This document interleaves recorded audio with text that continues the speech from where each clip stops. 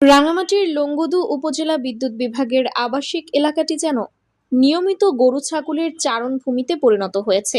রয়েছে নানাবিধ সমস্যাও। ২৮ জুলাই সোমবার সকালে লংগদু উপজেলা বিদ্যুৎ অফিসে গিয়ে দেখা যায়, উপজেলা বিদ্যুৎ বিভাগের সংরক্ষিত এলাকায় যাতায়াতের একটি মাত্র রাস্তাটি খানা খদ্দের, গো পায়খানা ও কাদায় চলাচলের অনুপযোগী হয়ে আছে। বহু কষ্টে প্রবেশের পর দেখা যায় পুরো এলাকাটি যেন গরু ছাগলের চারণভূমিতে পরিণত হয়েছে। জায়গায় জায়গায় গো পায়খানা আর কাদায় পরিপূর্ণ।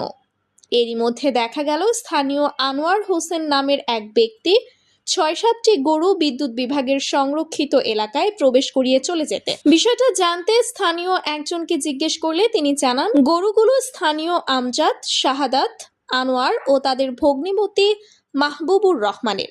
তারা প্রতিদিন সকাল থেকে সন্ধ্যা পর্যন্ত এখানেই গরু ছাগল বিচরণ করে থাকেন। বিদ্যুৎ বিভাগের লোকজন এসে তাড়িয়ে দিলে তারা আবারও প্রবেশ করে। বিদ্যুৎ বিভাগের স্টাফ জুয়েল জানায়, বিদ্যুৎ অফিসে আসা যাওয়া করা অনেক কষ্ট হয়। লংগদু বাজারে গাড়ি রেখে পায়ে হেঁটে বহু কষ্টে সাব স্টেশনে আসতে রাত বিরেতে অনেক কষ্ট। তাছাড়া উক্ত এলাকায় স্থানীয় আমজাদ, আনোয়ার, শাহাদাত ও মাহবুব নামের ব্যক্তিগণ গরু ছাগল চড়ানোই নানাভাবে সমস্যা তৈরি করছে। বারবার বলার পরেও তারা রাস্তা বন্ধ করে গরু ছাগল বেঁধে রাখে। কিছু বললে উল্টো লাঠি সোটা নিয়ে তেড়ে আসে। যেভাবে গরু ছাগল বিচরণ করে, এতে যে কোনো সময় বড় ধরনের দুর্ঘটনা ঘটতে পারে বলে আশঙ্কা করেন এই বিদ্যুৎ স্টাফ। সাবস্টেশনে একজন কর্মকর্তা থাকলেও সরেজমিনে গিয়ে দেখা মেলেনি। খোঁজ নিয়ে জানা যায় তিনি রাঙামাটি জেলা অফিসে গিয়েছেন। তার মুঠো ফোনে যোগাযোগ করার চেষ্টা করেও সংযোগ পাওয়া যায়নি।